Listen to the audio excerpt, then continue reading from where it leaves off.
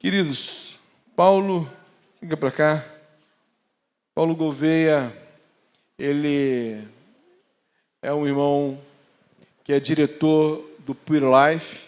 Pure Life é um ministério ligado também ao Pure Life nos Estados Unidos. Não sei se você já leu aquele livro No Altar da Idolatria Sexual, do Steve Gallagher. Esse ministério é vinculado, os irmãos dos Estados Unidos, ao Steve Gallagher. É a única extensão que existe fora dos Estados Unidos, no mundo, é aqui no Brasil. E aqui no Brasil fica em Brasília, na cidade de Braslândia.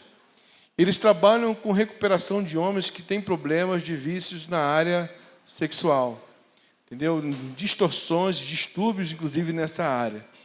E todo tipo de distorção, de perversão, pessoas chegam nessas condições e, graças a Deus, o Senhor tem feito uma obra através desses amados em trabalhar o coração desses homens e tirar essas pessoas desse cativeiro. Deus tem abençoado grandemente e tem feito a obra. São mais de 100 homens recuperados, mais de 130 pessoas, sim. Nas 3 áreas que a gente atua. Amém. Nas 3 áreas que ele atua. Ele também é escritor de livros. Os livros deles estão ali. E se você puder depois adquirir, eu tenho lido, tenho sido abençoado por essa literatura. Temos abençoado muitas pessoas também com essa literatura. E se você quiser adquirir, não só para você, mas para dar para alguém, né? Tem abençoado famílias. Tem muitos homens, irmãos, inclusive, às vezes na igreja, ainda está por um problema, viciado na pornografia. E muitas vezes vem do mundo com essa carga e ainda não está livre. E esse, um dos livros que é de autoria do Paulo, fala exatamente desse assunto, o impacto pessoal e social da pornografia. Então, é muito importante você entender, ele prova cientificamente como a pessoa entra nessa situação e como Jesus faz para tirar você dela. Tá? E os enganos que existem em cima dessa área na vida das pessoas. Então, animo você a adquirir o material que está ali, é muito importante, tá? E você vai ser edificado. Tá? Paulo veio aqui, esses 3 dias tem estado conosco, tem sido uma alegria, um prazer estar com ele, está hospedado lá em casa, foi muito bom estar contigo. Esse tempo também com Railca, sua esposa, e tem 2 filhos, né? Essa família é uma bênção. Peço que vocês, como igreja, orem por ele, orem pelo Paulo, pela Railca, pela família, pelos filhos, porque é um ministério, é um serviço, irmãos, de combate, de confronto direto com Satanás. Você olha, olho no olho, vamos dizer assim, é frente de campo de batalha, é olho no olho, né? Só que do outro lado você tem Satanás como teu adversário. Vamos dizer assim, é o olho no olho do cão, entendeu? Direto no olho do diabo, diz assim, e tirando os enganos que Satanás tem colocado na mente das pessoas e colocado elas no cativeiro, e tirar essas pessoas das garras de Satanás. Não é qualquer coisa. E não pense que o diabo fica de braços cruzados quando você está enfrentando ele, não. Ele é resistente, ele luta, mas está derrotado pelo Senhor que morreu por nós na cruz. Amém? Então, mas orem. Como Paulo diz, orem por mim, né? Paulo diz lá, escrevendo, orem por mim, orem pelo Paulo, por este Paulo também aqui, né? Pelo Paulo Gouveia, Railca, a sua família, sustentando esses irmãos à base da oração também em nome de Jesus. No final da nossa reunião, antes de encerrarmos, nós vamos tirar uma oferta especial aqui hoje, tá? Para abençoar esse irmão, abençoar o ministério dele. Tem servido a Deus gratuitamente. O Paulo e Railca, Paulo não cobra nada para vir aqui. Ele vem para servir a igreja. Mas sabemos que ele vive disso. Amém? E nós teremos o prazer, a alegria de poder participar desse ministério. É um privilégio para a gente poder participar desse ministério desse irmão, do serviço dele no Senhor, ofertando e contribuindo na vida dele. Então, no final, nós vamos levantar uma oferta. Eu pedi para ele dar o Pix, a colocar o Pix ali. Quem não tiver, trouxe o dinheiro pessoalmente, você pode colocar aqui a sua oferta no Galosofilaço, que nós vamos abençoar ele. Mas se você não trouxe, quiser abençoar através do Pix, você vai poder fazer isso hoje, nessa noite, em nome de Jesus, tá bom? Então, vai preparando o teu coração, colocando ele diante de Deus para ser abençoado. Irmão Paulo, vem cá, orar por ele, abençoá-lo em nome de Jesus. Pai, toma teu servo nas tuas mãos. Nessa hora, comunique à tua igreja, a tua palavra. Fala através dele nessa hora. Eu te peço, meu Senhor, em nome de Jesus Cristo. Amém. Obrigado. Toda honra, toda glória, todo louvor e ações de graça sejam dados ao Pai, ao Filho e ao Espírito Santo. Amém? Boa noite, igreja. Que a graça e a paz do nosso Senhor seja convosco. Amém? Então, 2 dias bem intensos, né, com as mulheres, né, nesse tempo precioso. E hoje, Deus colocou no meu coração a palavra, que também vai falar o coração das mulheres, mas em especial, né, com cada homem precioso, né, que entrou em aliança, né, com essas mulheres. Mas antes eu queria pedir uma gentileza a todos vocês. Quem tiver saúde, quem puder, fique de pé, por favor. Queria que a gente começasse com uma primeira reflexão. Dá uma olhadinha no teu relógio aí. Só dá uma olhadinha para a gente confirmar a hora. E a reflexão que eu quero fazer com vocês agora é essa. Hoje, dia 27 de agosto, às 19h19. Hora do óbito. Você acabou de morrer agora. Como é que a sua família lembraria de você? Primeira reflexão. Segunda reflexão. O que você deixaria para a sua família? Dívidas ou conforto? Como é que os seus filhos lembrariam de você?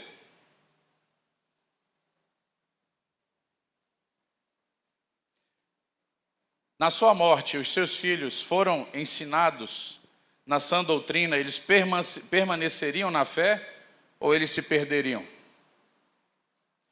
Você se preocupou em levantar para o seu filho padrinhos, pessoas realmente instruídas por Deus para cuidar dos seus filhos caso você morra? Você tem esses círculos, essa amizade? Você tem uma família que diz, olha, se você morrer, eu vou cuidar dos seus filhos nos caminhos do Senhor e eu vou instruí-los. Você se preocupa com isso? Você tomou esse cuidado? Porque, imagina que agora você acabou de morrer. A sua família vai ficar. Você acertou tudo com eles? Ou eles vão ficar com remorso, né? Porque alguma coisa ficou pendente e não foi acertada? Essa é uma reflexão importante, irmãos, que nós precisamos ter. E Deus escolheu hoje para nós refletirmos sobre isso. E é muito importante que você pense sobre isso agora. E a instrução que eu quero trazer para os meus irmãos, né, na palavra de Deus, é justamente para que você possa dar a resposta correta e que você agora, nesse momento de reflexão, você possa ter paz no seu coração. Amém, irmãos? Dá um frio na barriga ou não dá? Dá. Mas isso é real e é possível a todos nós, sim ou não? Sim. Nós precisamos fazer essa reflexão. E nós precisamos pensar nisso, não viver ansiosos por isso, mas ter essa preocupação no nosso dia a dia. Nós somos levantados por Deus dentro da nossa casa, dentro da nossa família, do nosso lar, para tomar cuidado com cada uma dessas reflexões, verdade ou não? Podeis assentar? Por favor, abra sua Bíblia. Em Efésios, capítulo 5, eu vou dar ênfase no versículo 2, mas eu vou ler a partir do versículo 1. Então, versículo 1, 2, depois nós vamos pular para o versículo 25.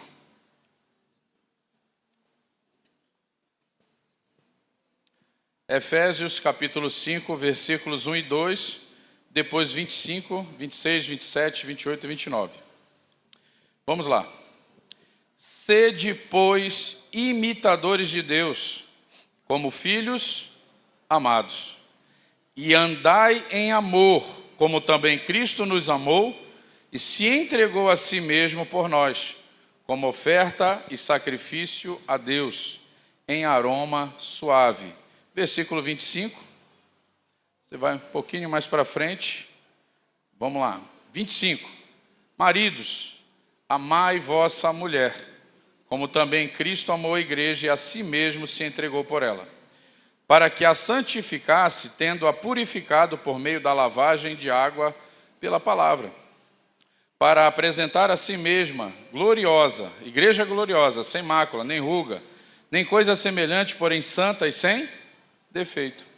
Assim também os maridos devem amar a sua mulher como é o próprio corpo. Quem ama a esposa, a si mesmo se ama. Porque ninguém jamais odiou a própria carne, antes a alimenta e dela cuida, como também Cristo faz com a igreja. Palavra do Senhor. Amém?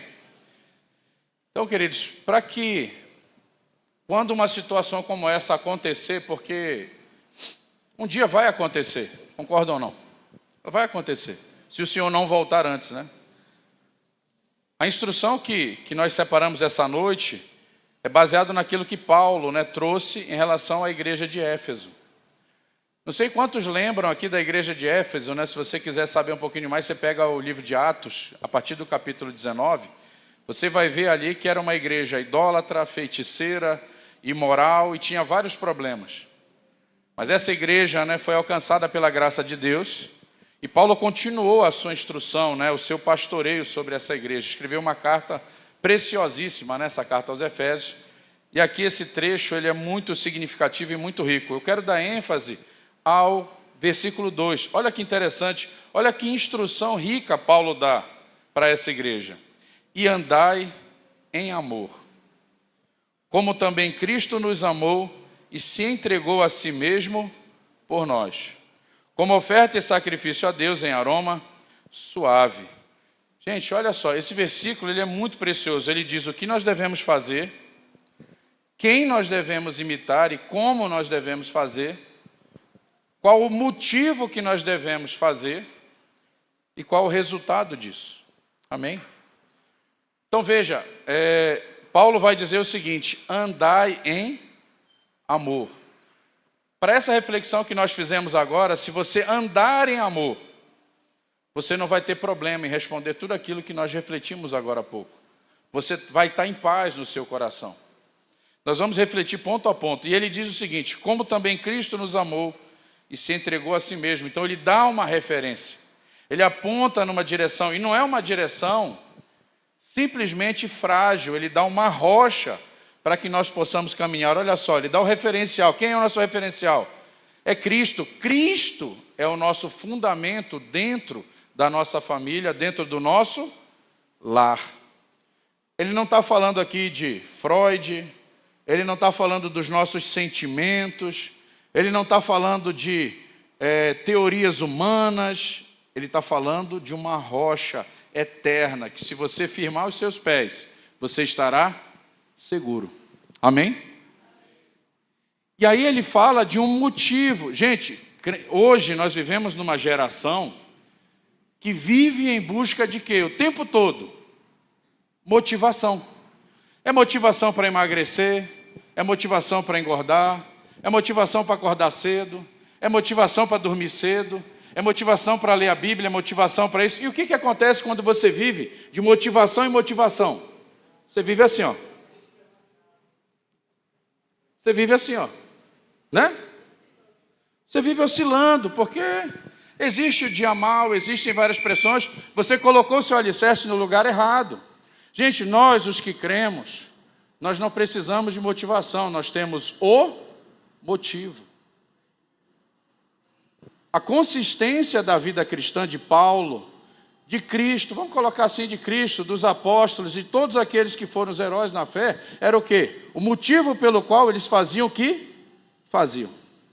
Não era uma questão de motivação, até porque muitas vezes você vai aprender o quê? A negar a si mesmo, para fazer aquilo que a palavra de Deus te chama a fazer. Nós vamos refletir sobre isso. Agora, olha só que interessante. Se você faz essas coisas, a sua família, aquilo que você faz vai ter um aroma suave, agradável a Deus. Então vamos ponto a ponto aqui, né? Qual é o aroma do seu lar? Qual é o aroma do seu casamento? Qual é o aroma da sua relação com os seus filhos? Nós estamos num seminário, né, de mulheres, uma ênfase, né, para famílias. Mês que vem, tudo indica, né? Eu acho que vai ser confirmado. Nós teremos um seminário da família e nós já estamos lançando sementes e alicerces, né? Para que a gente possa debater. Mas a reflexão aqui é justamente essa: qual é o aroma espiritual da sua casa, do seu lar? E para que, quando uma pessoa vai visitar a sua casa, ela vai dormir na sua casa, ela vai estar na sua casa, o que essa pessoa percebe? O que os seus filhos percebem? O que as pessoas identificam? Qual é o aroma que está exalando na sua vida comum, na sua vida do lar? É isso que nós precisamos refletir essa noite, amém? E vamos ver se vai ter glória a Deus hoje. Mas vamos ver aqui, né? Então, veja, o texto acima, ele diz que quando andamos em amor, nós estamos imitando a Cristo. E o sacrifício de Cristo é um aroma agradável a Deus. Uma casa, um lar cristão, quando ele anda em cima do pacto que nós temos com Deus, dos princípios, dos fundamentos corretos, esse lar vai exalar o aroma de Cristo. Amém? Então vamos ponto a ponto. O que é andar em amor? Gente, quando Paulo exorta a andar, ele está falando da vida comum, da vida cotidiana. O andar, gente, é o ordinário. Muitas vezes a gente se apega, né? Quando nós temos uma crise, muitas vezes as pessoas elas vão fazer o quê? Elas vão investir no extraordinário. O marido vai dar um buquê de rosas para a esposa, eles vão sair para passear, ele vai inventar alguma coisa, ou ela vai inventar alguma coisa para tentar sair daquele ciclo ou daquela crise. O problema, gente, é que aqui, Paulo não está falando do amor romântico, ele não está falando de atitudes românticas, ele está falando de atitudes sacrificiais. Porque na crise, nós refletimos isso com as mulheres na sexta-feira, na crise, o que vai sustentar um casamento, um relacionamento, a relação com o filho, com o pai é o quê? É a nossa disposição a negar, muitas vezes, a nossa vontade, em favor daquela aliança, em favor daquele pacto, daquilo que foi estabelecido. Mas isso aqui diz muito a ver, gente, com aquilo que é comum. Eu poderia resumir essa expressão da seguinte forma: seja fiel nas pequenas coisas, nas pequenas responsabilidades. Gente, confiança dentro de um casamento é algo muito frágil, sim ou não? Sim. E às vezes a gente pensa assim, as grandes coisas vão lá e implodem a confiança. É verdade. Mas sabe, uma confiança ela é minada como? Nas pequenas responsabilidades do dia a dia, quando elas são o quê? Negligenciadas. Verdade ou não? Paga essa conta, pode deixar, eu vou pagar. No final do dia, esqueci. Compra tal coisa, vai lá, esqueci. Mina ou não mina a confiança? E se você não pode confiar nas pequenas coisas, você pode confiar nas grandes coisas? Você não pode. A Bíblia mesmo diz, né? Seja fiel no pouco, que no muito te colocarei. Então, essa atenção, esse cuidado, ele é para cada um de nós no dia a dia. Né? Então, Paulo, andai em amor. A sua caminhada diária dentro do teu lar, dentro da tua casa, da tua família, e a gente pode estender dentro do teu trabalho, em qualquer lugar, andar em amor. Então, entendemos aqui que a vida comum, essa vida cotidiana, essa prática diária, essa caminhada, ela tem que ser em amor. Agora vem um segundo problema para a gente resolver aqui. O que é amor? O que é amor, irmãos? Quando você para ver, quando o fundamento não é Cristo, você vai ver que a definição e o conceito de amor está o quê? Equivocado. E, gente, uma das maiores mentiras que existe hoje é dizer que a verdade é relativa. Eu tenho a minha verdade, o pastor Gilvan tem a verdade dele, né? O irmão aqui tem a verdade dele. Não, gente. A verdade é algo absoluto. No mínimo, se tem 3 aqui, no mínimo 2 estão errados se eles estão divergindo no ponto. Então nós precisamos entender que o mundo define amor de uma forma e Cristo define amor de outra forma. E nós vamos refletir rapidamente sobre isso. Eu fiz essa reflexão com as mulheres e hoje eu quero fazer, né, com os homens, né? Vamos lá. Conceito errado de amor, conceito mentiroso de amor. Forte afeição por outra pessoa. nascida de laços de consanguinidade, relações sociais. Atração baseada no desejo sexual. Gente, isso é amor? Não. Desejo sexual é algo sólido ou é algo volátil para você colocar a sua expectativa e as suas ações? Não dá, não é firme fundamento, não aponta para a eternidade. Ele aponta para um prazer intenso, temporário. E ele vai dar muitas vezes muita dor de cabeça, se você não segue o princípio correto. Esse conceito está errado. Segundo conceito, amor é um conjunto de emoções, comportamentos caracterizados pela intimidade, paixão, comprometimento. Ele envolve cuidado, proximidade, proteção, atração, afeto e confiança. O amor pode variar de intensidade de acordo com o tempo. Isso aqui é verdade? Não, gente. 1 Coríntios, capítulo 13, versículo 8. O amor jamais... Papo furado, aquele negócio de, o amor acabou. Por que você está se divorciando? Porque o amor acabou, eu não sinto mais nada.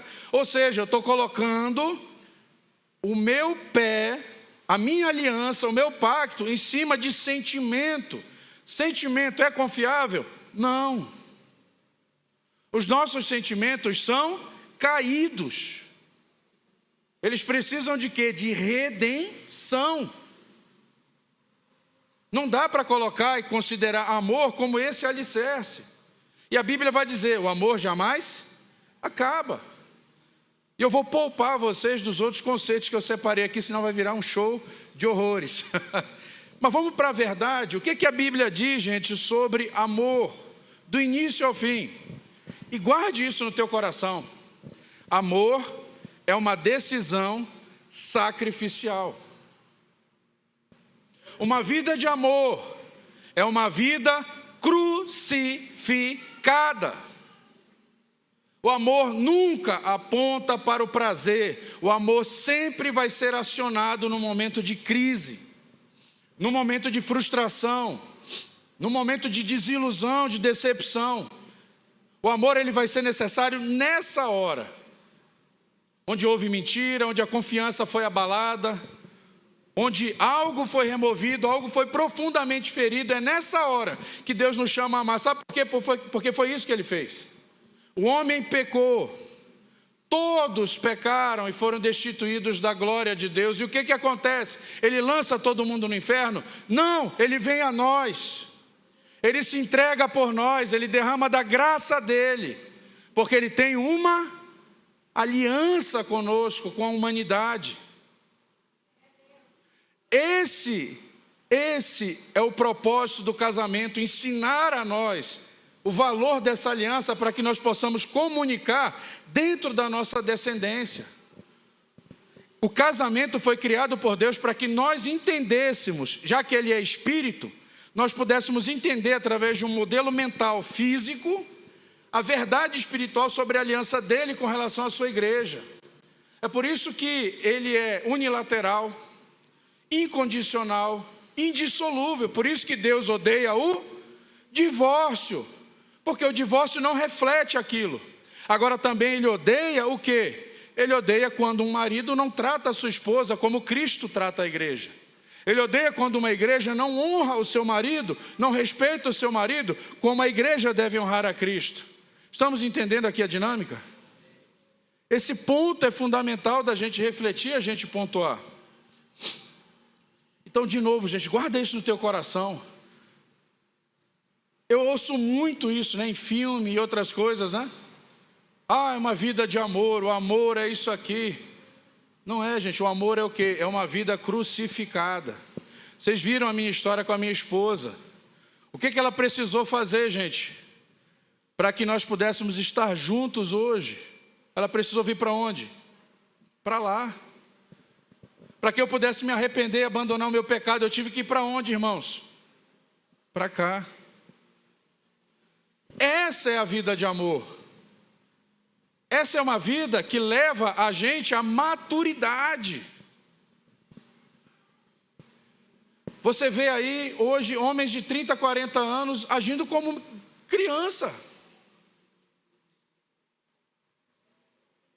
A idade média de um homem brasileiro para amadurecer, 43 anos. a idade média. Eu levei 33. 33 vivendo como adolescente. Na Inglaterra, 52 anos, pastor. Nessa geração nova. Aí você entende por que está uma bagunça. Vocês entenderam, gente? Menino não se sacrifica. Menina não se sacrifica.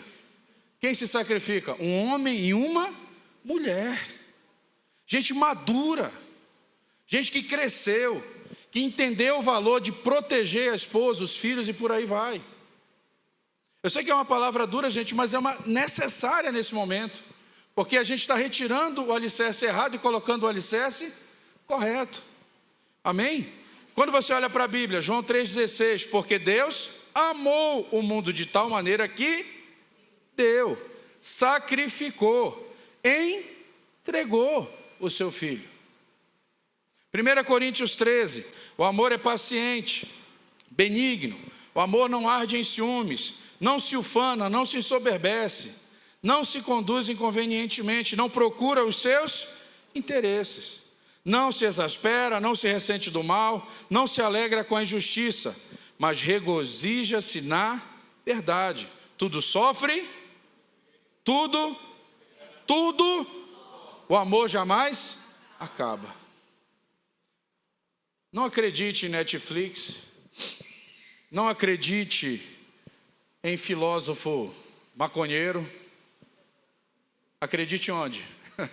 Na palavra de Deus. Foucault, Deus me livre, Foucault é um dos caras que influencia o pensamento sobre sexualidade hoje. As ideologias de sexo, o Foucault é o cara. Sabe o que o Foucault dizia? Foucault dizia o seguinte: vale a pena morrer pelo sexo. O sexo vale mais do que a alma. E é verdade, ele morreu de AIDS em 1984. Se eu não estou enganado, 84, ele tinha pouco mais de 50 anos. Ou seja, ele viveu isso, mas deu errado na vida dele. E nós estamos ouvindo Foucault, citando Foucault, ao invés de citar quem? Citar Cristo. Eu ia falar mal do Freud, mas eu não vou falar hoje. Não vou falar mal. Vamos lá. Então, gente, olha só. Quando o amor é definido da forma correta, isso faz com que os nossos relacionamentos e as nossas alianças sejam o quê? Duradouras. Sejam permanentes. Né? É justamente nas grandes crises que o amor entra em ação. Segundo ponto do texto, que eu quero trabalhar com os meus irmãos. Gente, nós precisamos ser imitadores de Cristo. Amém? Não é o que a palavra diz? Não é o texto que nós estamos lendo? E qual que é a atitude de Cristo em relação à igreja, gente? É sacrificial do início ao fim. Cristo se entrega por nós. Cristo se lança por nós. Veja bem, quando ainda éramos inimigos de Deus, veio para os seus e os seus não. O mais rejeitado. E aí o que ele fez? Se fez de vítima? O que ele fez? Direcionou a adoração dele ao Pai. Ele caminhava nessa adoração ao Pai. E isso alcançava cada um de nós. Amém? Então, da mesma forma, gente, se a sua casa, se o seu lar tiver essa atmosfera cristã, sabe o que vai acontecer, gente? Todas as pessoas dentro do seu lar, elas serão profundamente abençoadas. Amém? E como é que a gente faz isso, Paulo? Como é que a gente sacrificialmente realmente se entrega por amor a Deus? A Bíblia vai dizer o que, gente? Aquele que obedece os meus mandamentos, esse é o que me... Amar a Deus é obedecer aos seus mandamentos. Obedecer aos seus decretos. Gente, e olha só como esse Deus é maravilhoso, né? Existe uma lei moral. Só para a gente resumir aqui, ó. Existe uma lei moral, ok? Deus olha para tudo e Deus diz: poxa vida, isso aqui é muito bom. O poxa vida é grifo do camarada que está falando, do pregador. Mas ele diz assim: olha, isso aqui é bom. Isso aqui é muito bom. E eu vou proteger todas essas coisas. Eu vou estabelecer limites morais para que o homem possa ter todo o prazer que eu o programei para ter, sem que ele cometa injustiças. Então Deus ele estabelece uma lei e ele diz o seguinte: olha, daqui para cá tudo é bom, e daqui para lá tudo é mal. Daqui para cá tudo é verdadeiro, tudo é justo, tudo é honesto, tudo é puro, tudo é prazeroso, tudo é amor. Daqui para lá tudo é injusto, tudo é mentira, né? Tudo é ódio, indiferença, abuso, violência. Mas o homem amou mais o que, gente? O homem olha para aquilo que Deus chamou de bom e diz o quê? Isso não é suficiente para mim. E o homem escolhe o lado de lá.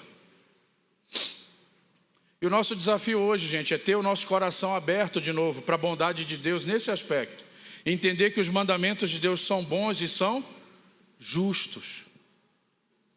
E é um deleite para nós obedecê-los. E só um detalhe: os mandamentos de Deus daqui para cá revelam o caráter de quem? De Deus. Quando Deus diz imagem e semelhança, o que ele está dizendo? Façam tudo aquilo que se parece comigo. Vocês entenderam aqui? Seja meu imitador, sendo a minha imagem e semelhança moral. Porque isso é bom, isso é perfeito, isso é agradável. Mas entendemos aqui a questão da obediência, entendemos esse aspecto, e agora nós estamos afunilando aqui essa reflexão. Paulo, nós entendemos o que é andar em amor. Nós entendemos qual é a atitude de Cristo em relação à igreja. Mas eu tenho uma pergunta para vocês. Dentro do lar, onde essa obediência sacrificial ela começa? A gente tem que ser prático. Não adianta falar da teoria, vamos falar da prática. Vamos aplicar essa palavra na nossa vida comum. Gente, essa obediência sacrificial no lar, ela começa onde? No relacionamento marido e mulher. Na maneira como o marido trata a sua esposa, na maneira como a esposa trata o seu marido. A obediência sacrificial dentro do lar sempre começa no relacionamento entre marido e mulher. Esse é o ponto de partida para a imitação de Cristo dentro do lar. Mas, gente, a gente precisa funilar um pouquinho mais. Quem é que dá o pontapé inicial, segundo a Bíblia, sobre essa atitude sacrificial? Por quem ela começa? Por quem? Pelo homem. A Bíblia não diz, mulheres, amem seus maridos e se entreguem por eles. A Bíblia vai dizer, maridos, amem as vossas esposas e se entreguem por elas, assim como Cristo se entregou. E, gente, aqui a gente começa a funilar um pouco a conversa. Começa com os homens. E não é palavra minha, é palavra de quem? De Deus. Certa vez o John Bunyan, ele falou o seguinte,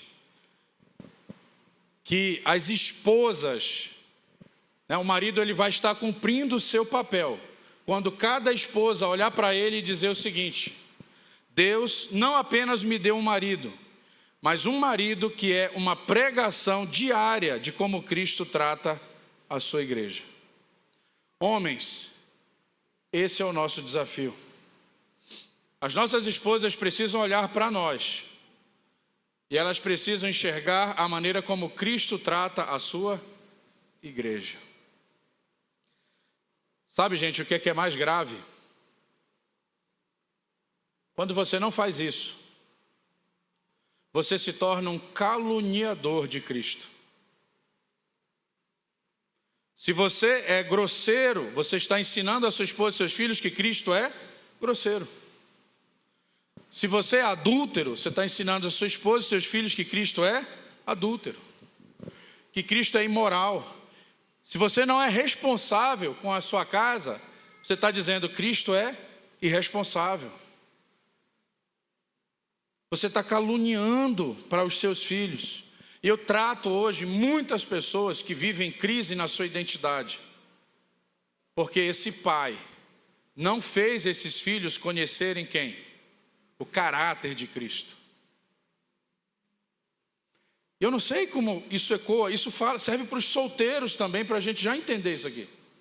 Porque se a gente não se move, gente, dessa forma, nós somos caluniadores de Cristo. Isso traz um temor muito grande. Quando eu preparei isso aqui, era uma meditação do meu coração, eu procurei ela e disse assim: Railka, me perdoe. Muita coisa já mudou, mas ainda existem coisas. Antes de eu vir pregar, eu disse: olha, eu vou pregar lá de novo. Tem coisas que eu ainda preciso consertar. Eu pedi perdão para ela para que eu pudesse vir aqui e falar com os meus irmãos isso. Porque essa palavra, primeiro, ela é para quem? É para o pregador. Mas sabe, gente, isso aqui resolve os problemas do lar. Isso muda a atmosfera de um lar. E sabe o que eu digo para vocês? Cristo não se parece com o imoral, com o irresponsável, com nada disso. Cristo ama a sua noiva de forma sacrificial. E o compromisso de Cristo qual que é? Santificar a sua esposa. Teve um homem, pastor, que me procurou certa vez e disse assim, eu comecei a aconselhá-lo. E ele disse assim: cara, a minha mulher não é crente. Eu disse: é mesmo, cara, fala mais sobre isso. Ah, cara, ela é isso, ela é rixosa, ela não sei o quê. Cara, eu faço isso, a mulher não reconhece e tal. O que eu tenho que dar para ela? Um marido cristão. Um homem bíblico. Que a Bíblia vai dizer que o marido santifica a sua esposa. Pela lavagem, pelo lavar da palavra. O que é esse lavar? É pela sua obediência. E pela maneira como você ensina a sua esposa e os seus filhos. Às vezes a esposa está vestida de forma sensual. Ou a filha. Esse pai, ele vai chegar e vai dizer o seguinte: meu amor, vem cá. Nossa, você está maravilhosa, eu olho para você e desejo você. No caso da esposa, né? No caso da filha: meu amor, você está muito linda, seu corpo é muito bonito, mas deixa eu orientar você aqui. 1 Coríntios capítulo 6, versículo 12 a 20, vai falar sobre a teologia do corpo. E a Bíblia vai dizer que o nosso corpo não foi feito para a imoralidade sexual. Nosso corpo foi feito para o Senhor, para ser templo do Senhor. E o nosso corpo foi comprado por alto preço. O seu corpo não pertence a você. O seu corpo pertence a Deus. Tudo que você vai fazer com o seu corpo, você precisa submeter o quê? A aliança com Deus. E meu amor, deixa eu falar, quando eu olho para você, ainda que eu a ame, eu só consigo sentir desejo lascivo por você. O que você acha que os homens na rua vão fazer quando eles olharem para você? Você não vai atrair amor, você vai atrair lascívia. Você não vai atrair amor, você vai atrair olhares cobiçosos. Você não vai atrair amor, você vai atrair alguém que vai olhar para você e vai querer consumir você. Depois ele vai querer jogar você fora. Ou pior, ele pode querer abusar de você. Então olha só, papai está te ensinando. Então olha, seu esposo aqui, eu estou te ensinando. 1 Tessalonicenses 4, do 3 ao 8, vai dizer que nós somos responsáveis pelo nosso corpo. Mas vai dizer também que nós somos responsáveis pelo corpo da outra pessoa. Então aqui vai dizer que nós não podemos defraudar a outra pessoa, senão nós estamos cometendo pecado contra Deus. Meu amor, essa roupa, você está pecando. Eu não estou querendo interferir nisso, mas a maneira como você está vivendo, está fazendo, qual é a motivação do seu coração? Glorificar a Deus ou seduzir os homens? É o marido que faz isso. É o marido que senta e instrui. É o marido que orienta. Mas antes disso, o marido precisa andar em obediência à palavra. Entende? Aqui eu estou dando um exemplo simples aqui. Mas nós instruímos as nossas esposas. As esposas anseiam por essa instrução. Elas querem ser pastoreadas. O coração das esposas foi feito para ser pastoreado por quem? Pelo marido. Amém, queridos? E olha só, isso não é uma sugestão de Deus. Isso faz parte do pacto, da aliança.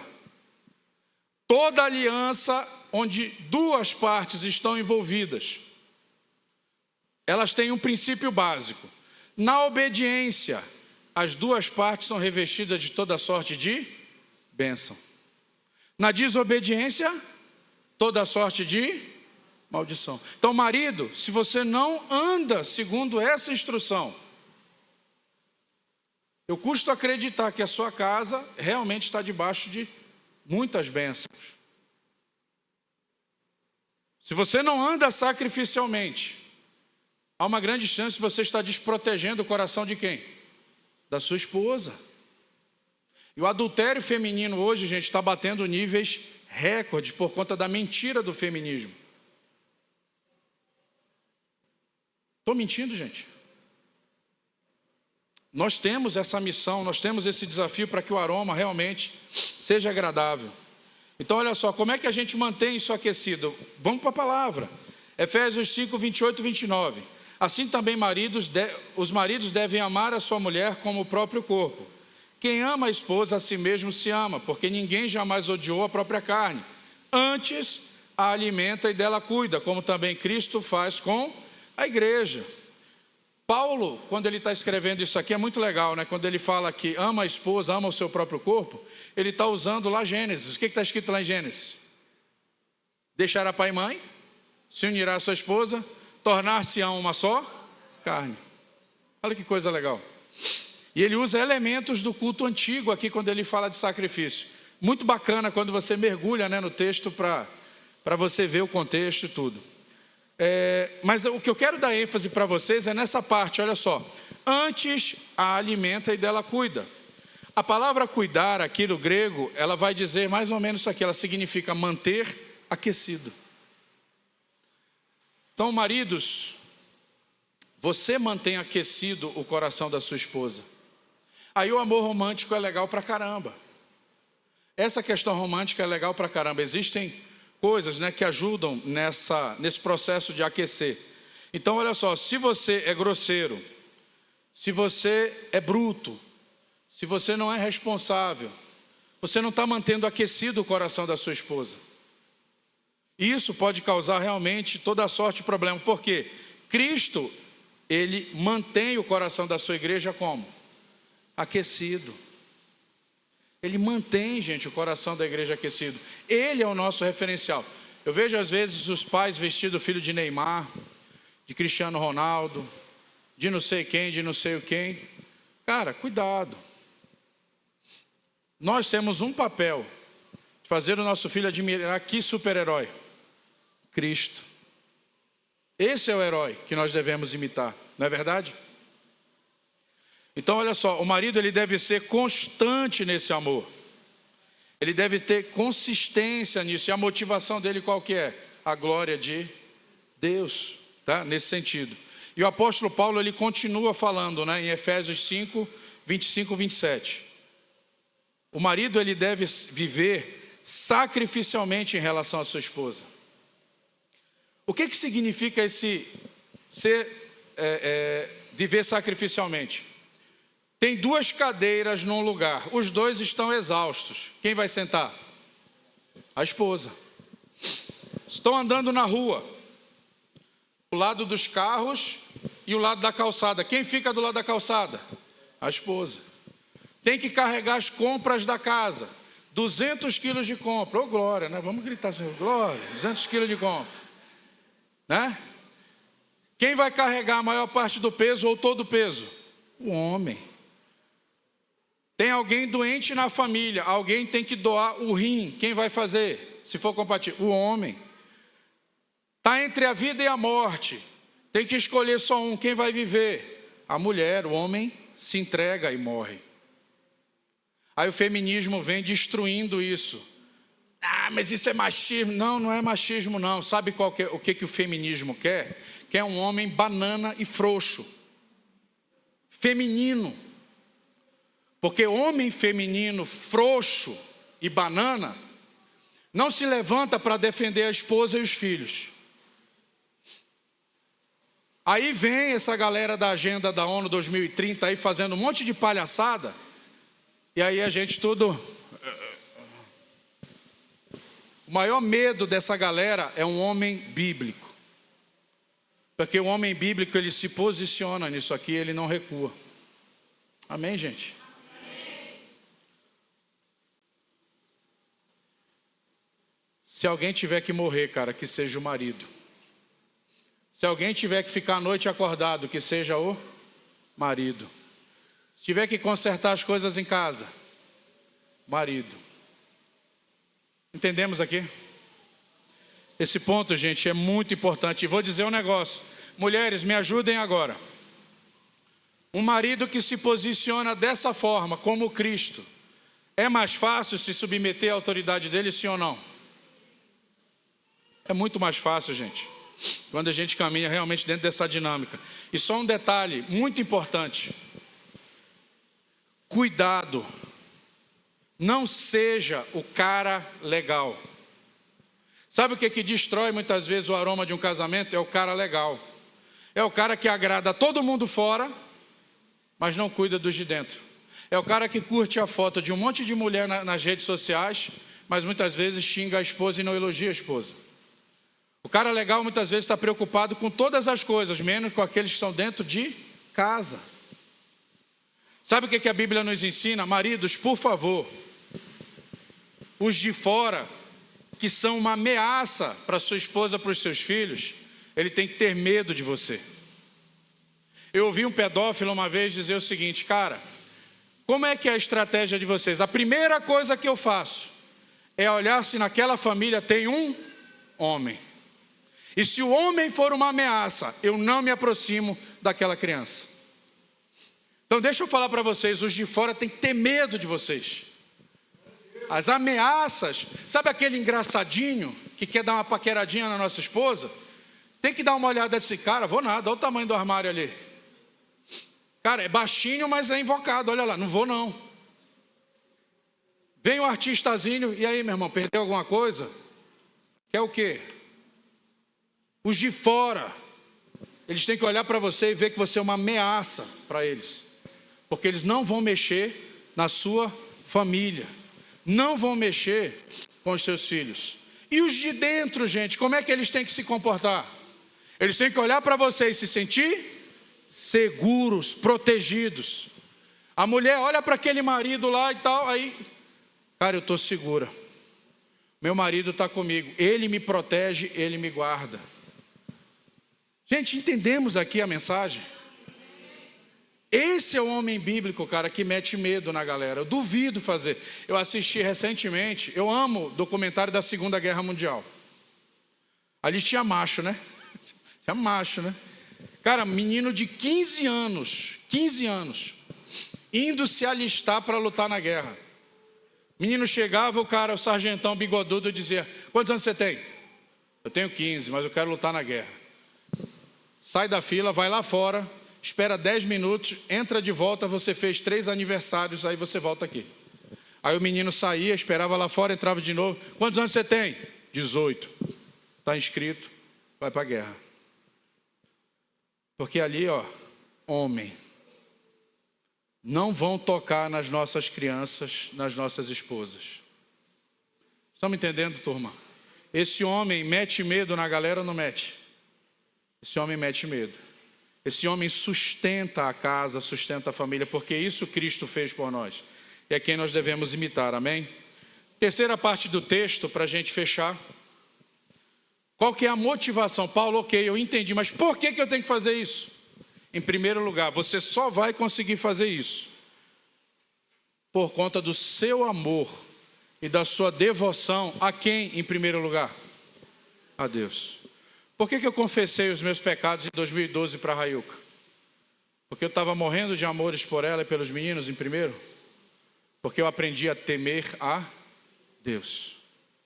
E a direcionar minha adoração em primeiro lugar para quem? Para Ele. Durante 4 anos ela queria o divórcio. E eu disse, eu fico aqui. Ela disse assim, olha, eu estou indo para Jocum. Eu disse, não sei o que é Jocum. Eu era gerente regional de um dos maiores bancos do mundo. Hoje eu era para ser o quê? Um superintendente, um vice-presidente. Era no mínimo, os meus amigos hoje, eles são vice-presidentes ou diretores, Visa, Mastercard, esses caras ganhando muita grana, estão aí. Mas eu disse, não, eu vou com você para Jocum, eu largo a minha carreira. Tomei a minha decisão sacrificial. E durante 4 anos lutei pelo meu casamento. Até que a minha esposa conseguiu me perdoar de todo o coração. Mas por que eu fiz isso, queridos? Porque eu entendi a graça de Deus. Porque eu entendi o amor de Deus. Porque eu entendi quem eu era e quem era Deus. E o meu coração se encheu de temor. E o que acontece? Eu comecei a me voltar para Ele de todo o meu coração. Amém? E tem sido assim ao longo dos últimos 11 anos. E isso é o que me sustenta onde eu estou, para a glória dEle. Então preste atenção. Homens, Deus fez um pacto com a humanidade. E Ele escolheu cada homem para ser o guardião desse pacto dentro da sua casa, dentro da sua família. Nós seremos cobrados. Nós seremos chamados. Somos nós os caras que vão guardar. Quando Eva vai lá e come do fruto, Adão vai lá e come. Quem Deus responsabilizou? O homem. Porque o homem era o guardião. Ainda hoje, o homem é o guardião. É o homem que precisa liderar a sua casa. Então a gente tem que ter isso em mente. E o seu casamento, gente, para ter um aroma agradável, ele tem que ser um casamento piedoso, com um coração obediente. E uma família onde o coração do marido e da mulher é um coração obediente. A alegria desse marido e dessa mulher é o que, gente? A glória de Deus. Vão viver para quem? Para a glória de Deus, nessa direção. E para que a gente feche aqui, maridos, por favor,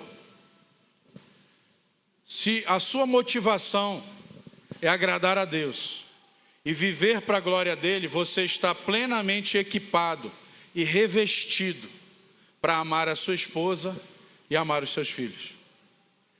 Lembram, Cristo se entregou por nós, por causa de quem? Por causa de Deus. Essa é a nossa motivação. E se cada um de nós fizermos isso aqui, qual é o aroma que vai exalar da nossa casa? Um aroma agradável a Deus. E as mulheres, existe instrução para as mulheres, mas o que está no meu coração hoje é de falar com esses homens de Deus que estão aqui. Trazer essa reflexão. E eu fico imaginando, gente, se nós tomarmos essa posição dentro da nossa casa, e eu sei que muitos já vivem dessa forma. Na casa daquele casal, foi uma bênção esses 3 dias. Eu vi esse aroma na vida daquele casal ali. Eu vi, eu estava lá dentro, eu vi. Hoje foi a família, foi neto. Uma festa boa. O pecado deles é estragar o neto, que é o pecado de todo avô. Mas eu vi naquela casa esse aroma. Mas o que eu quero desafiar os meus irmãos aqui é justamente nisso. Reflita sobre isso. Assista de novo esse vídeo amanhã. Sabe, entenda o seu papel e a sua missão. Sabe o que vai acontecer, gente? Nós não vamos mudar só a história dessa igreja. Nós vamos mudar a história do Gama, de Brasília e do Brasil como um todo. Eu desafio você não só a guardar essa palavra para você e vivenciar isso dentro do seu lar, mas eu desafio você a ensinar os homens que caminham com você, levar essa instrução. E nesse momento, o que você precisa fazer para ensinar esses homens? Eles olharem para você, olhar para a sua família e sentir esse aroma. Amém? Eu vou chamar aqui a moça bonita para a gente finalizar. Não sei o que ela preparou, mas eu espero de todo o meu coração que essa palavra tenha te encorajado, tenha te fortalecido e tenha te dado um rumo, para que você possa guiar a sua família e oferecê-la, como um aroma agradável a Deus. Amém? Eu sou o Paulo da Railca. Boa noite, igreja. Graça e paz do Senhor Jesus. Eu sou a Railca do Paulo. Nós somos casados há 19 anos. Temos 3 filhos, Raíssa, Thales e Sofia. Para a glória de Deus. Alguns já sabem por quê, mas eu vou contar um pouquinho por que eu digo isso. Eu sou do meu amado, e meu amado é meu, só meu. E nós somos casados até que a morte nos separe.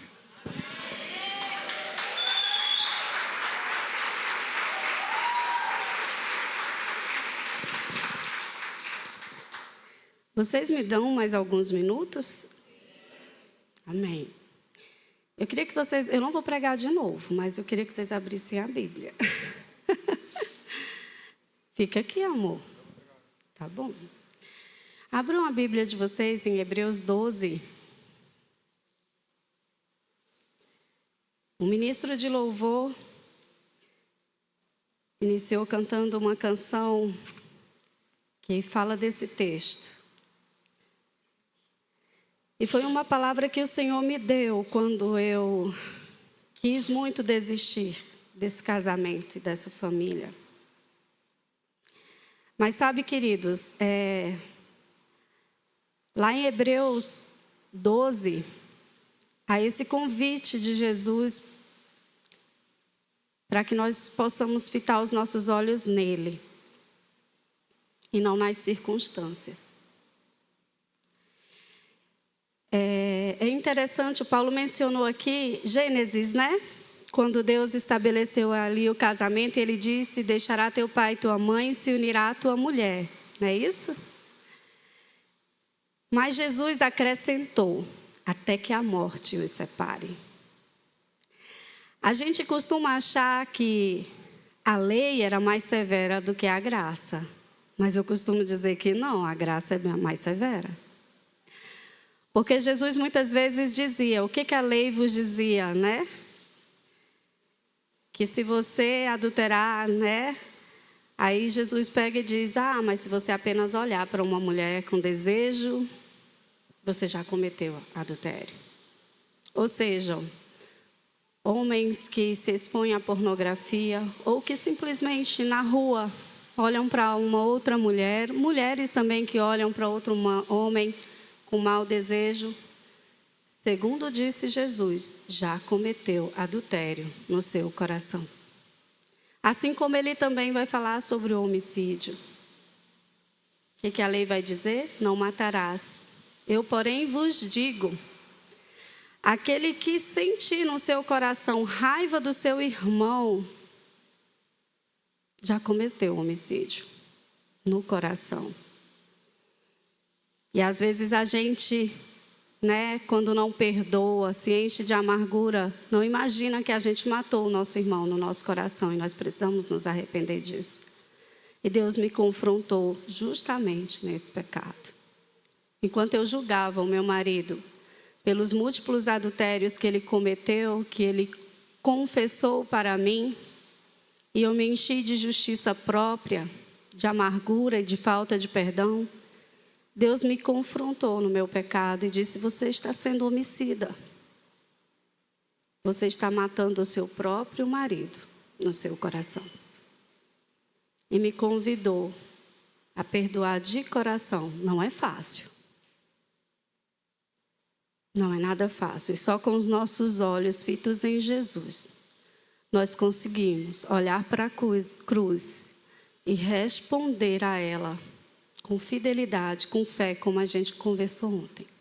Vamos ler o que está escrito, Hebreus 12, vai dizer o seguinte, versículos 1 e 2. Portanto, também nós, visto que temos a rodear-nos tão grande nuvem de testemunhas, desembaraçando-nos de todo o peso e do pecado que tenazmente nos assedia, corramos com perseverança a carreira que nos está proposta, olhando firmemente para o autor e consumador da fé, Jesus, o qual, em troca da alegria que lhe estava proposta, suportou a cruz, não fazendo caso da ignomínia. Quantos aqui tem uma versão que vai falar, desprezando a vergonha? Continuando. E está assentado à destra do trono de Deus. Queridos, quando eu ouvi meu marido me confessar aquelas coisas todas, tomou conta de mim uma vergonha absurda.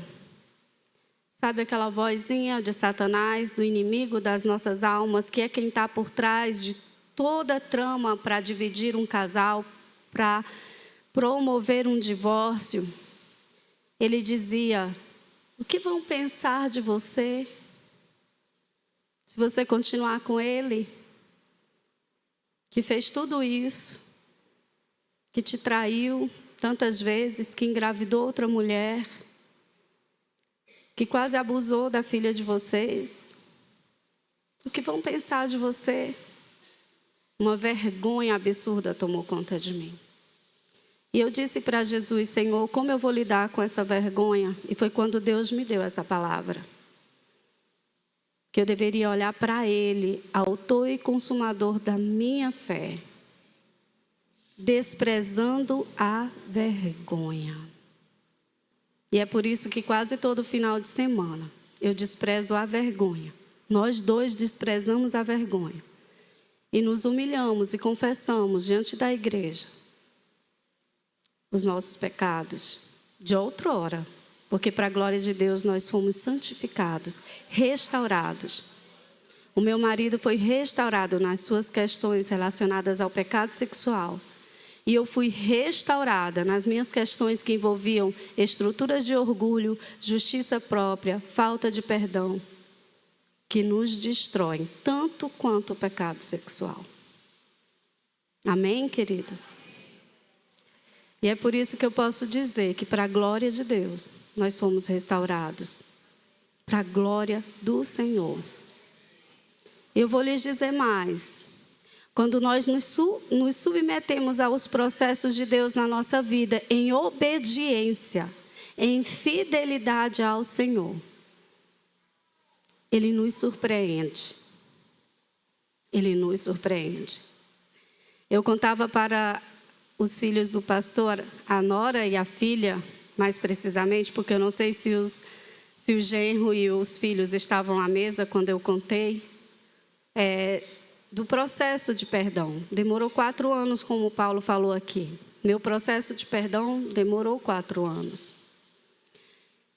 E já no finalzinho do meu processo de perdão, Deus me permitiu passar por uma situação em que eu quase morri. Eu fui operada num domingo à noite de um cisto roto, que é uma das causas mortes de mais de 150 mil mulheres nos Estados Unidos, que é um país de primeiro mundo, por ano, por causa da dificuldade de diagnóstico.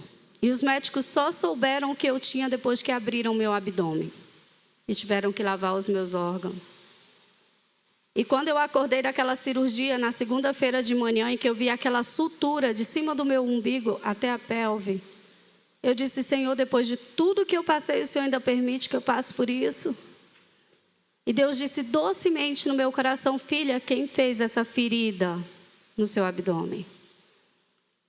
Foi para te destruir ou foi para te curar? Para te salvar? E o médico já tinha ido lá me ver e ele tinha dito: você tinha razão, se eu não operasse você, você ia morrer. Porque eu disse para ele: doutor, eu estou sentindo muita dor.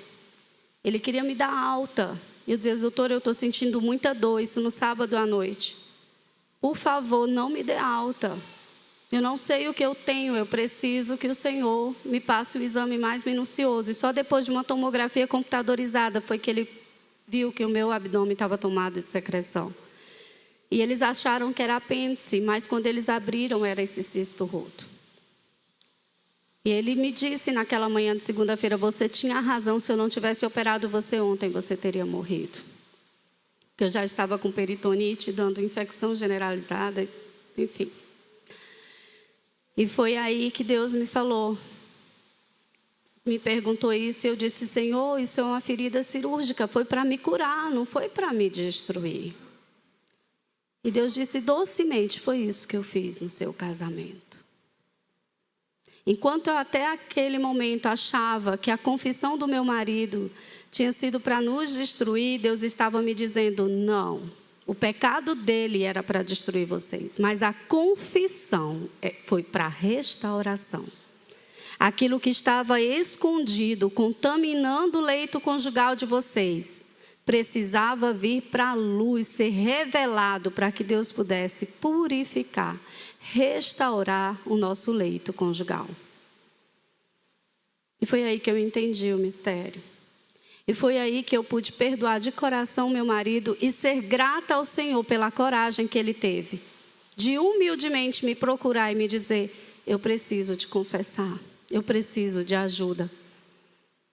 Eu vivi 8 anos nesse casamento, mais 2 anos de namoro e noivado, sem conhecer de verdade meu marido. 10 anos com uma pessoa ao meu lado que eu não conhecia de verdade. Mas hoje eu posso dizer que eu conheço o homem interior do Paulo. Será que você conhece ou se deu a conhecer o seu homem interior para a sua esposa, para o seu marido? Você que é noivo, noiva, será que você já se deu a conhecer para essa pessoa com quem você pretende se casar?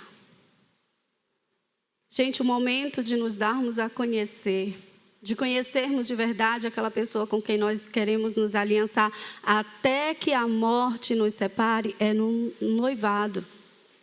Até porque crente não deveria namorar. Crente deveria assumir um compromisso já para casar. Jesus, ele não nos chama de sua namorada, ele nos chama de sua noiva. Amém? E, queridos, quando eu finalmente consegui perdoar o Paulo por tudo aquilo, e eu não tenho tempo aqui hoje para lhes contar, mas ele começou a representar ali, não era só o marido que eu tinha que perdoar, que Deus estava me convidando a perdoar, mas ele representava todo o meu passado que precisava ser perdoado. Porque ele conseguiu acumular todas as ofensas de todos os homens que entraram na minha vida. Meu pai, por ser um adúltero, omisso, ausente. Um homem que me abusou na minha infância, porque ele quase abusou da nossa filha. Um homem que me abandonou grávida na minha juventude, porque ele abandonou grávida outra mulher estando casado comigo. E o meu marido que tinha me traído. E Deus estava me dizendo: perdoe o seu passado. Perdoe todos os seus abusadores. Perdoe e interceda por eles. O que Jesus vai dizer? Orem pelos que vos perseguem. Orem pelos seus inimigos. Eu precisei aprender isso depois de mais de 20 anos dentro de uma igreja. Porque essa é a verdadeira mensagem da cruz. Perdão e reconciliação. Perdoe de coração o seu marido e se reconcilie com ele. E eu consegui entregar para o Senhor toda a minha dor, toda a minha frustração, todo o meu passado e deixar Ele finalmente curar o meu coração e cicatrizar todas aquelas feridas. E 1 ano depois, nós estávamos comemorando que eu tinha sobrevivido daquela cirurgia, mas também comemorando que fazia 1 ano que eu estava tratando bem esse rapaz. Finalmente, depois de dar porrada nele, 4 anos, a Bíblia vai falar que o adúltero, né, tem que ser apedrejado. Apedrejei 4 anos esse homem. Mas, gente, Deus tinha um propósito. Paulo costuma dizer: se você tivesse me perdoado tão fácil, talvez eu não tivesse perseverado, né? Mas, enfim, Deus nos deu a oportunidade de estarmos num lugar que a gente não imaginava que estaríamos. Deus nos levou para os Estados Unidos para conhecermos pessoalmente o Pure Life Ministries, que hoje nós representamos aqui no Brasil. E no caminho para lá, nós passamos pela Carolina do Norte. E era o dia do nosso 13º ano de casamento, o aniversário do 13º ano de casamento. E Paulo, sem me dizer nada, eu já estava super feliz por estar naquele lugar que eu nunca imaginei poder estar. Era um lugar que eu tinha visto num filme e desejado estar, era uma praia. E eis que o Paulo pediu ao Senhor, sem me dizer nada, para achar uma pérola na praia e me dar de presente de aniversário de casamento. E ele não me contou nada, mas ficava só olhando para o chão e eu querendo tirar foto. E foi aí que eu falei: amor, o que tu está procurando tanto? Eu sou lá de Fortaleza, acho que vocês perceberam pelo sotaque. E por que tu está enchendo os bolsos de concha, de conchinha? Tem muita conchinha lá em Fortaleza, lá no Ceará, praias até mais bonitas do que essa. Aí ele, não, então, deixa eu te dizer, eu estou procurando uma pérola, porque eu pedi a Deus para achar uma para te dar de presente de aniversário, de casamento. Eu falei assim, amor, deixa de ser besta. Tu não vai achar uma pérola na praia. Pérolas você só acha em alta profundidade. Aí ele disse, eu vou achar sim, sou incrédula.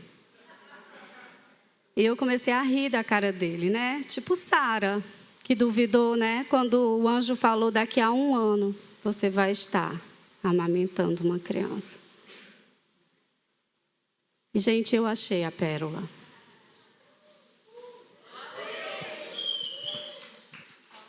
Mas quem pediu foi eu. Eu achei a pérola. Eu pesquisei no Google, pai de todos, né? Como confirmar que uma pérola é uma pérola de verdade. Olha a incredulidade. E a primeira informação que o Google me deu foi: a pérola é uma ferida cicatrizada. E o que Deus falou para mim? Que ia cicatrizar a minha ferida. Assim como aquele médico ia cuidar da minha ferida até cicatrizar, ele ia cuidar das feridas do meu coração e ia cicatrizá-las. Ele estava nos dizendo, naquela manhã, naquele final de manhã do dia 3 de abril de 2017. 3 de abril de 2017.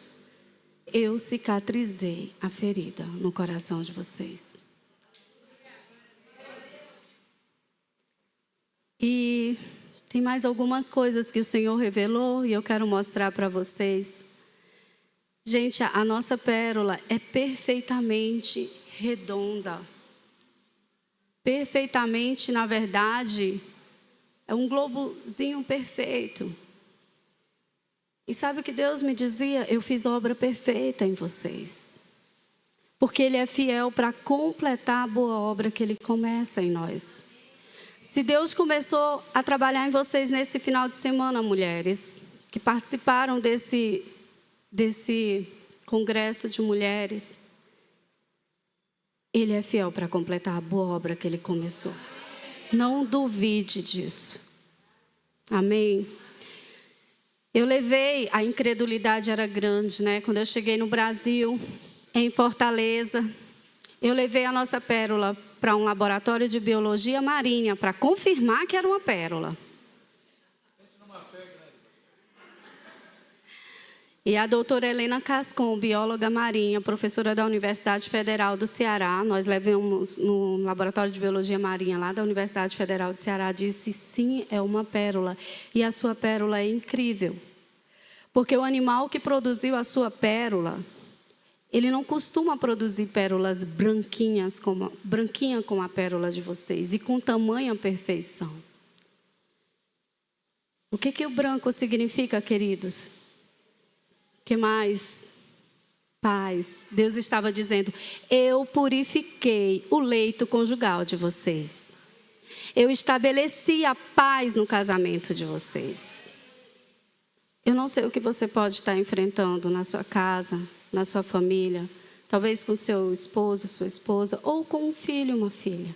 Mas o que eu posso lhe dizer é o que o Senhor é capaz de transformar, de reconciliar, de reunir vocês novamente.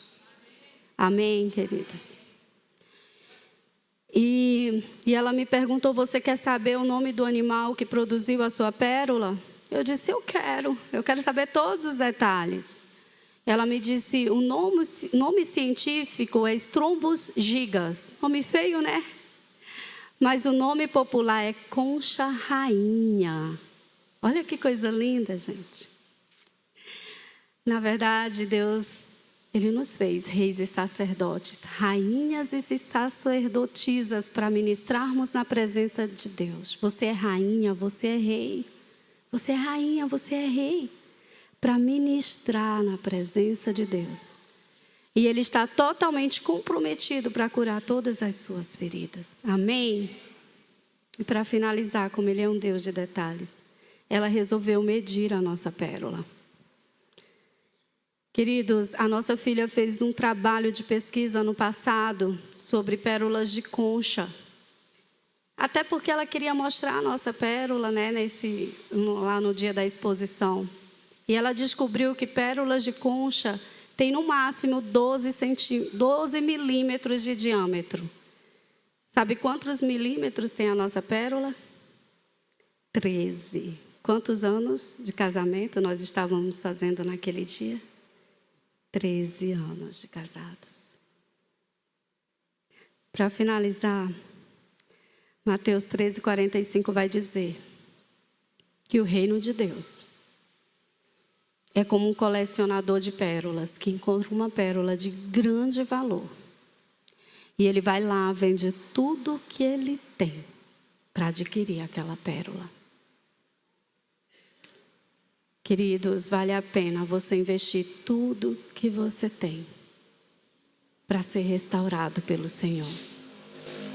Se o Senhor está te pedindo, como Ele pediu ao Paulo, para renunciar ao trabalho dele, para vir para a obra missionária, para ter a família dele, o nosso casamento restaurado, eu não sei o que o Senhor está te pedindo.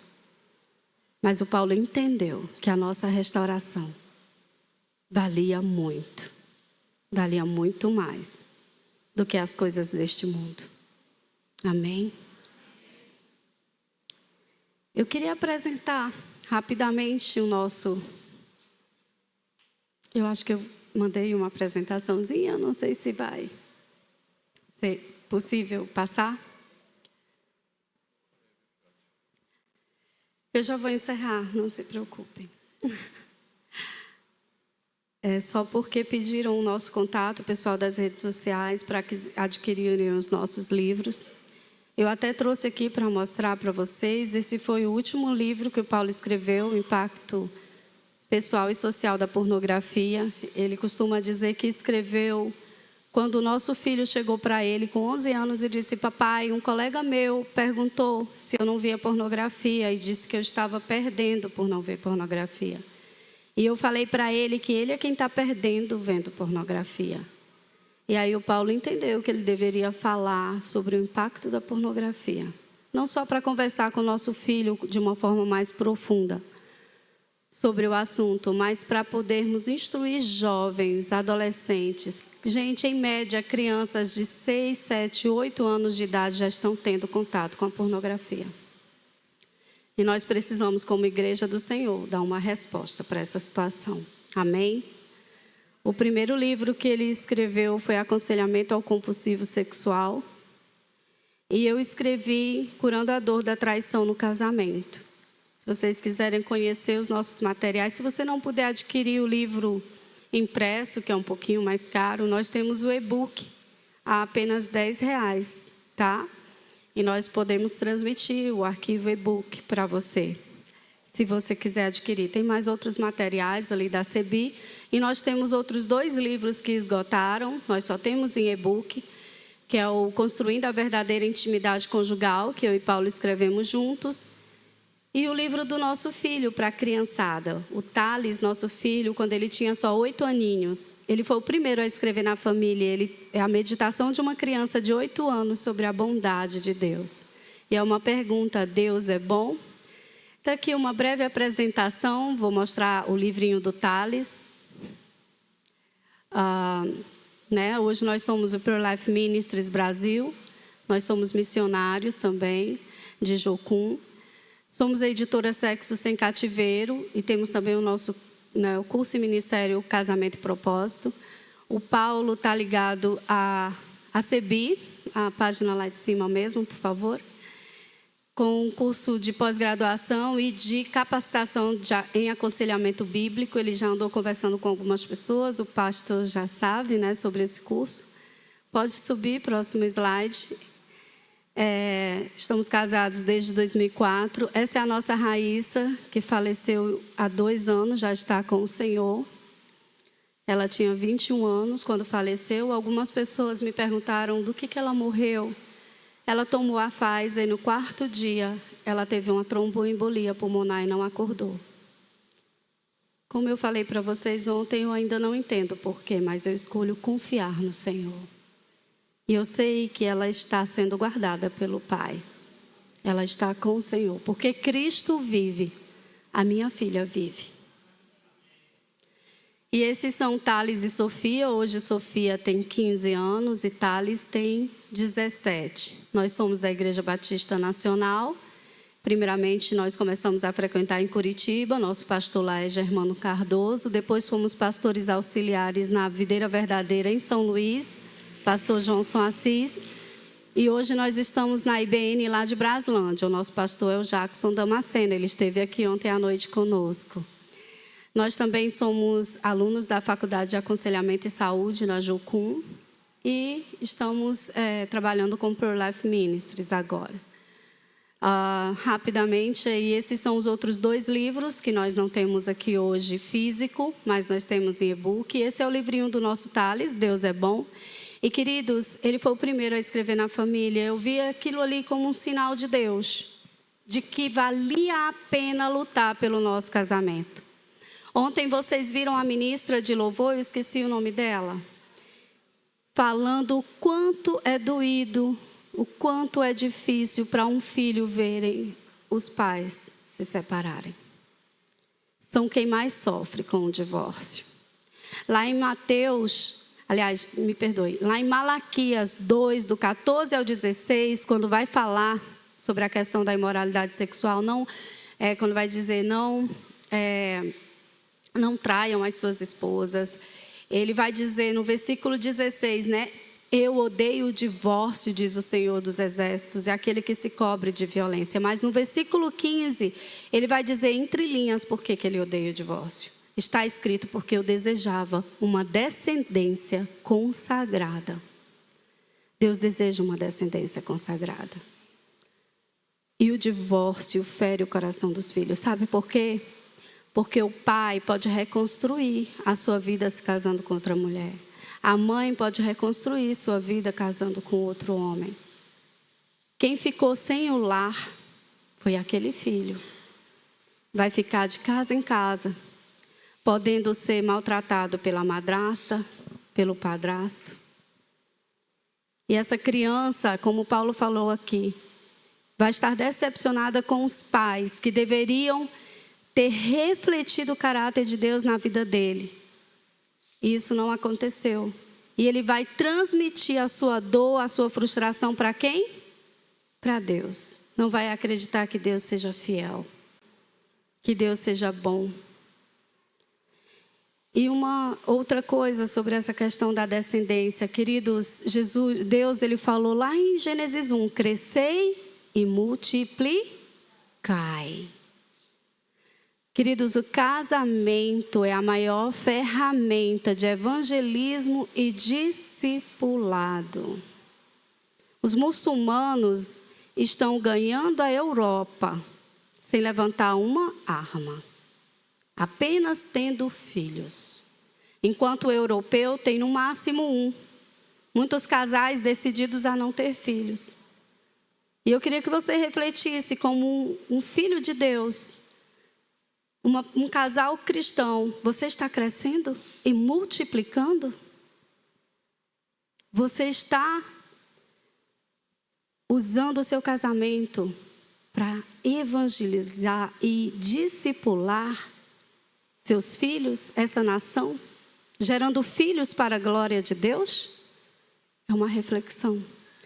Porque eu tenho ouvido muito falar que os cristãos estão tendo no máximo um, ou decidindo não ter filhos. Como assim? Você não está crescendo e multiplicando se você só tem um filho. Se você tiver 2, você só empatou. Tem que ser no mínimo 3. Amém? Amém. E para finalizar, finalmente, que o Paulo já está aqui, termina, amor. O casamento deve ser honrado por todos. E o leito conjugal conservado puro. Pois Deus julgará os imorais e os adúlteros. Vamos ficar de pé? Nós queremos orar com vocês.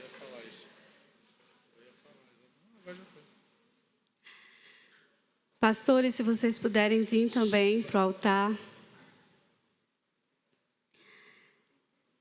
Gente, eu acho que não há nada mais precioso mesmo do que a família. E uma família como Deus planejou. Com o papai e a mamãe juntos, determinados a viver para a glória de Deus e criar os filhos para a glória de Deus. Amém? Pai, nós queremos agradecer ao Senhor pelo privilégio, Senhor, de ministrarmos nesta casa de oração, nesta igreja. Muito obrigada pela vida dos teus filhos, os pastores desse lugar. Muito obrigada, Senhor, pela doação que eles têm feito, Pai. De muitas noites de sono.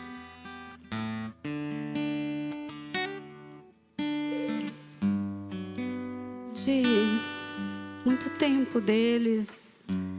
Como eu tenho aprendido com o pastor Gilvan e a pastora Verônica, Pai. Muito obrigada, Senhor, porque eles têm pagado o preço, Senhor, para te servir neste lugar. Para te adorar neste lugar e ser exemplos, Pai, para os seus filhos, primeiramente, na sua própria casa e para esta igreja. E eu peço uma bênção especial pelos teus filhos e a família deles e dos outros pastores desta igreja, em nome de Jesus. E eu oro por cada família aqui representada, cada casal, cada filho, cada vovô, cada vovó, em nome de Jesus, Pai. Eu oro para que o Senhor possa curar as feridas de cada um dos teus filhos amados. Que o Senhor possa dar a eles, a cada um deles, uma pérola, Pai.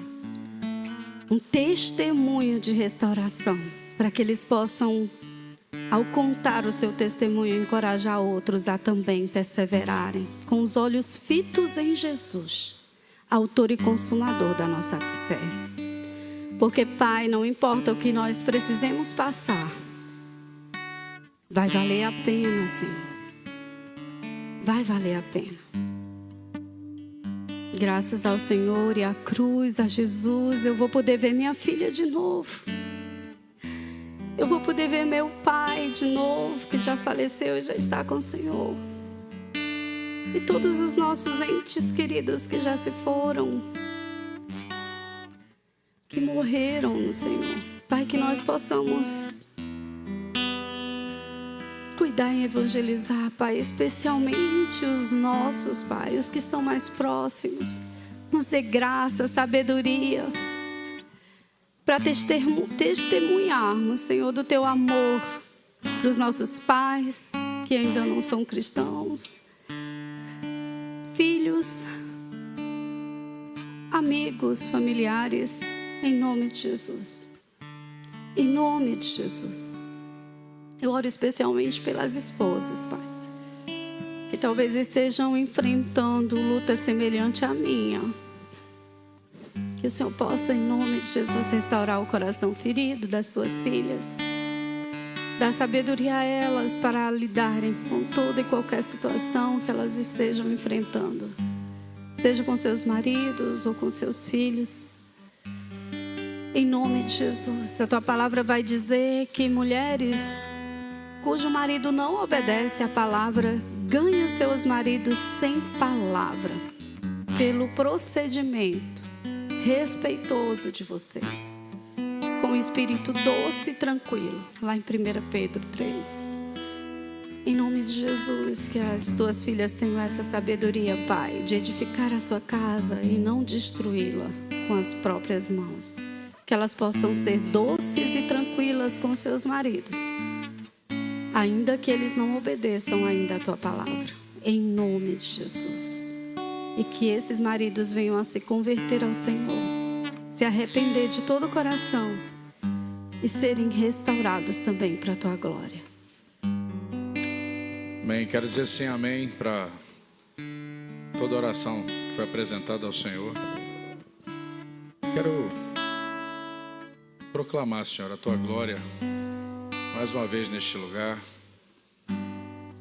Aquilo que foi semeado no coração de cada marido essa noite possa receber, Pai, o devido crescimento, a devida atenção, por meio do Teu Espírito Santo. Pai, que cada homem tome sua posição, Senhor, como guardião do pacto, da promessa de Deus sobre as famílias da terra. Que eles possam ser auxiliados por sua esposa, mas que eles tenham a cada dia uma devoção, um temor, um tremor e uma adoração genuína que aponte para o Senhor, para a Tua honra, para a Tua glória, para o Teu louvor e ações de graças, em nome de Jesus. Amém. Graças a Deus.